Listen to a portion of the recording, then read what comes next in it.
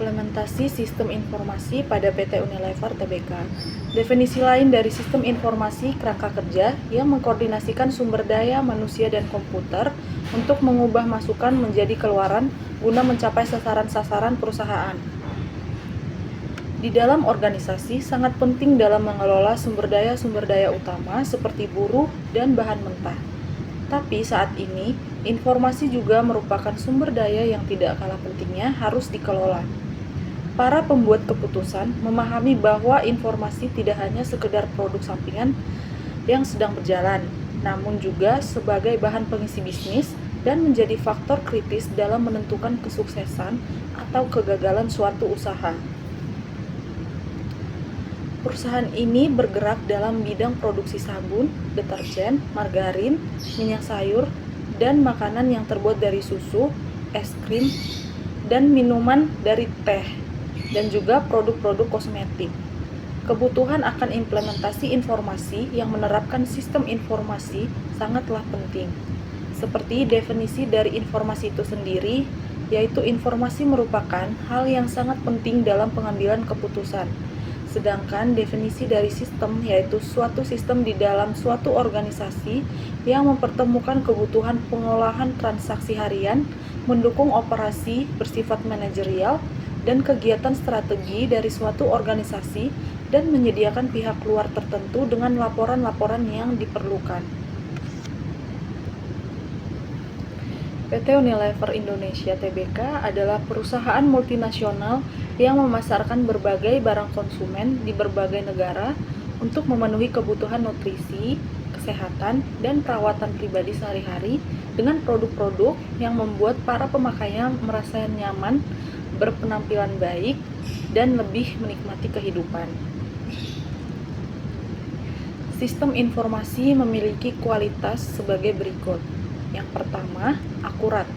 Berarti informasi harus bebas dari kesalahan-kesalahan dan tidak menyesatkan bagi orang yang menerima informasi tersebut.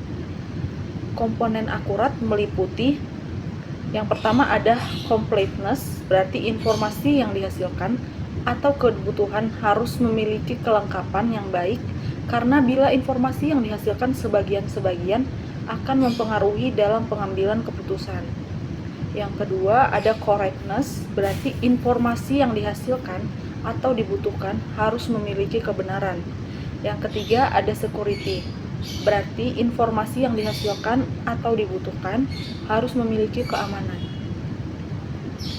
Yang kedua tepat waktu, informasi yang diterima harus tepat pada waktunya, sebab informasi yang usang tidak mempunyai nilai yang baik sehingga bila digunakan sebagai dasar dalam pengambilan keputusan akan dapat berakibat fatal.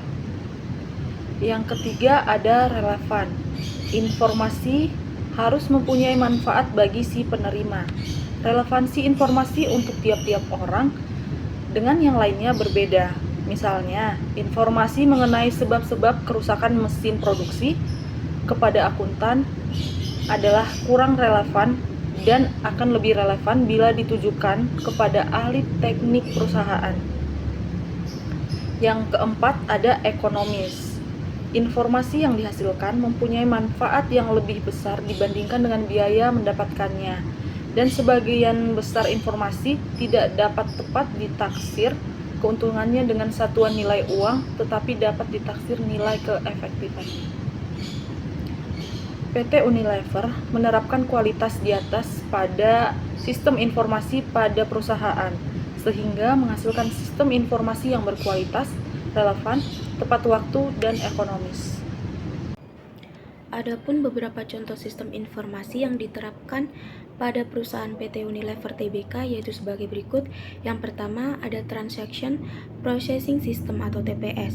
TPS adalah sistem informasi yang terkomputerisasi yang dikembangkan untuk memproses data dalam jumlah besar untuk transaksi bisnis rutin seperti daftar gaji dan inventarisasi PT Unilever Tbk.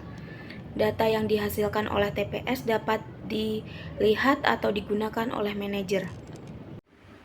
Untuk sistem informasi yang kedua yaitu ada Office Automation System dan Knowledge Work System. Kedua sistem tersebut bekerja pada level knowledge. Office Automation System mendukung pekerja data yang biasanya tidak menciptakan pengetahuan baru melainkan hanya menganalisis info sedemikian rupa untuk mentransformasikan data atau memanipulasikannya dengan cara-cara tertentu sebelum menyebarkannya secara keseluruhan dengan organisasi dan kadang-kadang di luar organisasi. Aspek-aspek Office Automation System seperti word processing, spreadsheet, electronic schedule, dan komunikasi melalui voicemail, email, dan voice konferensi. Knowledge Work System mendukung para pekerja profesional seperti ilmuwan, insinyur, dan doktor dengan membantu menciptakan pengetahuan baru dan memungkinkan mereka mengkontribusikannya ke organisasi atau masyarakat. Yang ketiga yaitu ada Sistem Informasi Manajemen atau SIM. SIM sendiri tidak menggantikan Transaction Processing System, tetapi mendukung spektrum tugas-tugas organisasional yang lebih luas dari TPS tersebut, termasuk analisis keputusan dan pembuatan keputusan pada PT Unilever Tbk. SIM menghasilkan informasi yang digunakan untuk membuat keputusan dan juga dapat membantu menyatukan beberapa fungsi informasi bisnis yang sudah terkomputerisasi atau basis data. Yang keempat yaitu ada sistem ahli atau ES dan kecerdasan buatan atau AI. AI dimaksudkan untuk mengembangkan mesin-mesin yang berfungsi secara cerdas. Dua cara untuk melakukan riset AI adalah memahami bahasa alamiahnya dan menganalisis kemampuannya untuk berpikir melalui problem sampai kesimpulan logiknya. Sistem ahli menggunakan pendekatan-pendekatan pemikiran AI untuk menyelesaikan masalah serta memberikannya lewat pengguna bisnis di PT Unilever Tbk. Yang kelima yaitu ada Group Decision Support System dan Computer Support Collaborative Work System.